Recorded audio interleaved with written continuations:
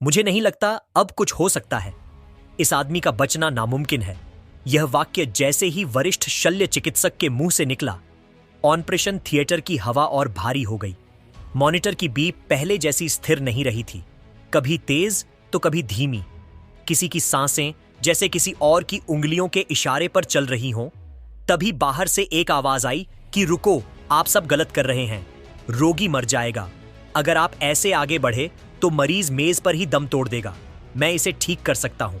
Operation theatre के दरवाजे के ठीक पास नीली वर्दी पहने, हाथ में झाड़ू और पोछा लिए एक साधारण सा लड़का खड़ा था।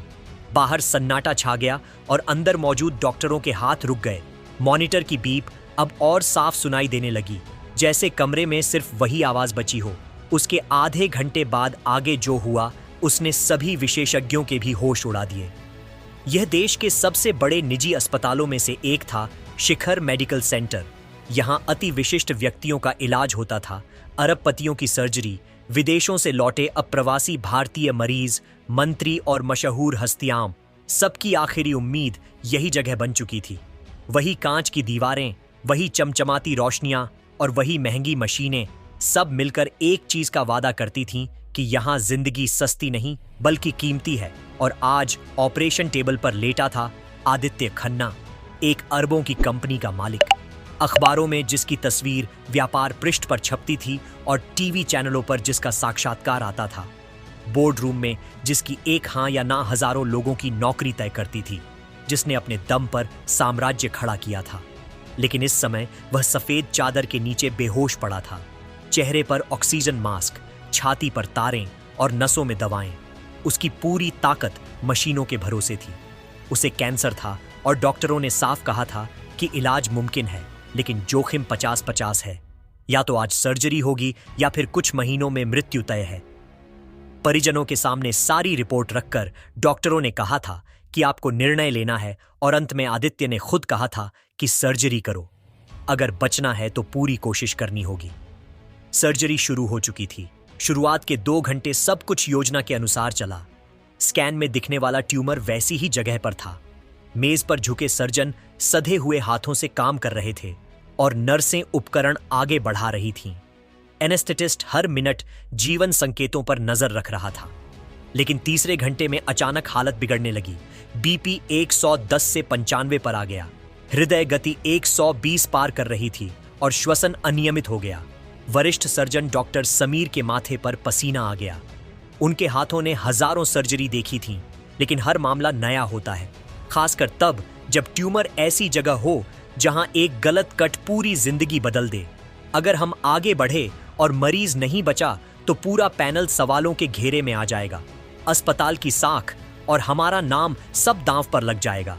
किसी कनिष्ठ ने धीमी आवाज में कहा कि शायद प्रक्रिया रोक देनी चाहिए, लेकिन वहां सिर्फ नाम, इज्जत या करियर की बात नहीं थी। वहां एक इंसान की जिंदगी दांव पर थी। इसी बीच ऑपरेशन थिएटर के बाहर एक लड़का खड़ा सब कुछ सुन रहा था, जिसका नाम था आर्यन, उम्र 25-26 साल। आज वह वहां सिर्फ सफाई कर्मचारी था। नीली वर्दी और पैरों में साधारण चप्पल। उसे देखकर कोई नहीं कह सकता था कि यह लड़का ऑपरेशन के बारे में कुछ समझता होगा। लेकिन उसकी कहानी इतनी छोटी नहीं थी। आर्यन कभी डॉक्टर बनना चाहता था और बहुत कुशाग्र बुद्धि था। स्कूल में हमेशा प्रथम आता था। उसने प्रवेश परीक्षा में अखिल भारतीय रैंक 5 प्राप्त की थी, जो कोई मामूली बात नहीं थी। लाखों बच्चों में 5वां स्थान होने पर पूरे जिले में बधाइयां आई थीं और पोस्टर लगे थे, डॉक्टर आर्यन वर्मा, हमारे शहर का गर्व। 2 साल तक उसने चिकित्सा प्रशिक्षण भी पूरा किया था। शरीर रचना विज्ञान, शरीर विज्ञान, जैव रसायन और विच्छेदन कक्ष की महक उसकी दिनचर्या का हिस्सा थी। डॉक्टर बनने का रास्ता साफ दिखाई दे रहा था। लेकिन तभी उसके पिता का देहांत हो गया। छोटे कस्बे की छोटी सी किराने की दुकान चलाने वाले पिता, जो मुश्किल से घर का खर्च निकालते थे, अचानक एक रात सीने में दर्द के कारण चल बसे। घर की जिम्मेदारी अचानक उसके कंधों पर आ गई। माँ, छोटा भाई और 2 छोटी बहनें, फीस भरने वाला कोई नहीं बचा। आरण चुकाने से लेकर बिजली पानी और स्कूल की फीस तक सब उसी के कंधों पर आ गया। पढ़ाई छूट गई और डिग्री अधूरी रह गई, पर अस्पताल से उसका रिश्ता नहीं टूटा। उसने जानबूझकर इसी शिखर मेडिकल सेंटर में सफाई की नौकरी ली, किसी स्कूल या दुकान में काम भी कर सकता था, लेकिन उसने कॉन्शियसली हॉस्पिटल चुना ताकि सीखता रहे, देखता रहे, समझता रहे।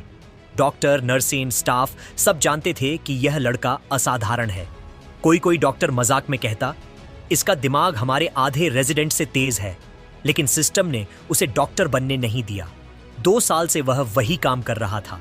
सुबह जल्दी आना, ओटी के बाहर की सफाई, कचरा, बायोस्ट, फर्श की मॉब, दीवारों की सैनिटाइजेशन पर, साथ ही हर कॉम्प्लेक्स सर्जरी के समय वह बाहर खड़ा हो जाता।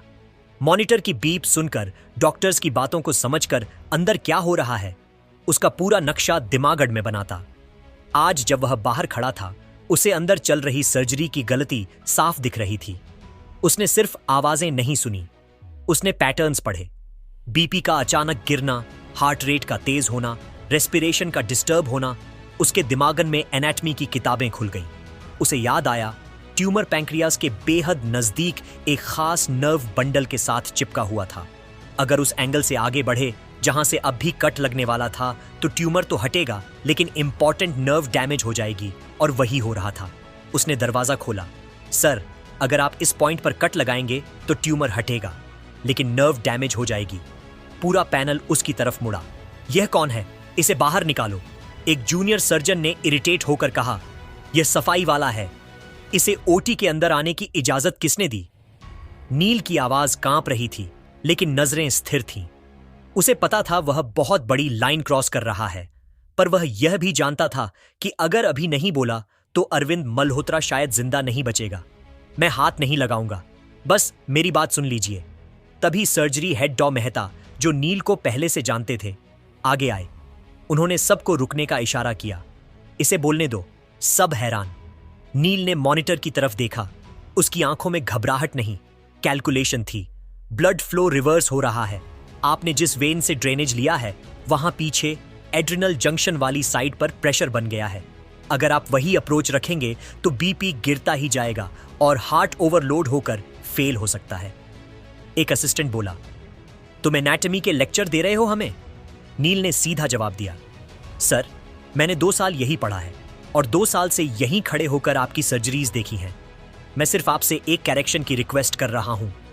अगर आप 7 मिमी दाएं तरफ शिफ्ट करें तो नर्व सेफ रहेगी और ट्यूमर अलग हो जाएगा। डॉक्टरों की आंखें फैल गईं। यह बातें सिर्फ किताबों में नहीं, अनुभव से आती हैं। किसी भी मेडिकल स्टूडेंट को बेसिक एनाटमी आता है, पर लाइव सर्जरी के दौरान मिलीमीटर के लेवल पर सोच पाना, वह भी एक सफाई कर्मी के रूप में बाहर खड़े होकर, यह किसी भी सीनियर को भी चौंका देता है। डॉ मेहता ने गहरी सांस ली। उन्हें याद आया, उन्होंने खुद नील की फाइल देखी थी। नीट रैंक 5, 2 साल MBBS कंप्लीट, फिर फाइनेंशियल रीजन से ड्रॉप आउट। उन्हें यह भी याद था कि कई बार कॉरिडोर में जाते हुए उन्होंने नील को नोट्स बनाते देखा था, सर्जरीज के बाद डायग्राम्स बनाते हुए। उनके सामने अब 2 ऑप्शंस थे, या तो सिस्टम का रूल फॉलो करें, नॉन मेडिकल स्टाफ की बात इग्नोर करो, या फिर उसे एक जिंदगी को प्राथमिकता दें जो टेबल पर रखी है। ठीक है, हम इसकी बात मानते हैं। पूरे ऑट में जैसे हवा रुक गई। सर्जरी आगे बढ़ी, हर स्टेप नील की बताई दिशा में। सुई, कैनुला, सक्शन सब 7 मिमी के हिसाब से एडजस्ट किया गया। असिस्टेंट सर्जन अभी भी स्केप्टिकल थे, लेकिन उन्होंने डॉक्टर मेहता पर भरोसा किया। कुछ मिनटों बाद मॉनिटर स्टेबल होने लगा। बीपी 90 से 100-110 हार्ट रेट नॉर्मल रेंज में वापस। Oxygen saturation 96%। डॉक्टरों के चेहरे पर टेंशन की जगह राहत आने लगी। ट्यूमर अब क्लियरली दिखाई दे रहा था। नर्व बंडल से थोड़ा हटकर फाइन डाइसेक्शन से पूरे मैस को बिना नर्व डैमेज के निकाल लिया गया। Tumour out, bleeding controlled. Operation theatre में एक लंबी सांस ली गई। पेशेंट स्टेबल है। अरविंद मल्होत्रा की जान बच गई। टीम ने एक दूसरे को देखा। किसी ने नथिंग कहा, लेकिन सबकी आंखों में एक ही बात थी, जो रिस्क लिया गया वह सही था। नर्सों ने हल्की मुस्कान के साथ अपने मास्क के पीछे से एक दूसरे को देखा। अंदर से कोई क्लैप नहीं कर सकता था, लेकिन दिल में सबने किया। नील चुपचाप बाहर निकल गया। वह ना हीरो बनना चाहता था, ना क्रेडिट लेना चाहता था। उसके लिए इतना काफी था कि वह जिस गलती को देख रहा था उसे समय पर रोक पाया। कुछ घंटे बाद जब अरविंद को होश आया, आईसीयू की हल्की रोशनी में उसने सबसे पहले सीलिंग देखी, फिर हिली हुई पलकें खोलकर धीमी आवाज में पूछा, डॉक्टर, मैं बच गया? डो। मेहता ने मुस्कुराकर कहा, हां, आप बच गए हैं और ट्यूमर भी निकल चुका है। लेकिन उन्होंने थोड़ा रुककर कहा, एक अन्य देखे हीरो की वजह से। कुछ दिनों बाद जब अरविंद रिकवरी रूम में शिफ्ट हो गया तो उसने इंसिस्ट किया, मैं उस आदमी से मिलना चाहता हूं जिसने मेरी जान बचाई। नील को अंदर बुलाया गया। वह दरवाजे पर ही रुक गया। उस कमरे में पहली बार आया था जहां हर चीज महंगी थी। Leather sofa, automatic blinds, private TV, fresh flowers. लेकिन उसकी वर्दी वही थी, नीली। उसके नाम का छोटा टैग, नील हाउसकीपिंग।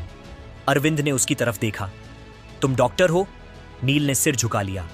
नहीं सर, मैं सिर्फ सफाई करता हूं। अरविंद की आंखें भर आईं। सिर्फ सफाई करता हूं? मैंने सुना है। अगर तुम बीच में नहीं बोलते तो आज मेरा परिवार शोक सभा में बैठा होता। नील ने धीरे से कहा, सर, मैं बस वह नहीं देख पा रहा था जो मैं देख रहा था। आपने जिंदगी भर डिसीजंस लिए हैं, मैंने बस एक डिसीजन लिया, बाकी काम डॉक्टरों ने किया है। अरविंद ने उसके हाथ पकड़ लिए। आप एक एनसीएम एनसीआई, आज के बाद से तू मेरे लिए सिर्फ सफाई करने वाला नहीं है, तू वो इंसान है जिसकी वजह से मैं अपने पोते को बड़ा होते देख पाऊंगा। लेकिन नियमों के कारण नील का नाम कहीं रिकॉर्ड में नहीं गया। ऑफिशियल रिपोर्ट्स में लिखा गया, successful pancreatic tumour resection by doctor A Mehta and team. Media में डॉक्टर्स के नाम आए, हॉस्पिटल की ब्रांडिंग बढ़ी, पर किसी फाइल में यह नहीं लिखा गया कि बीच सर्जरी में एक सफाई कर्मचारी ने क्रिटिकल सजेशन दिया था। क्रेडिट डॉक्टर पैनल को मिला, पर जाते समय डो मेहता ने नील के कंधे पर हाथ रखा।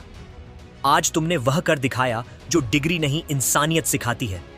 तुम्हारे पास लाइसेंस नहीं है, लेकिन तुम्हारे अंदर सेंस ऑफ रिस्पॉन्सिबिलिटी है, नॉलेज है, और सबसे बड़ा, किसी इंसान को बचाने का जुनून है।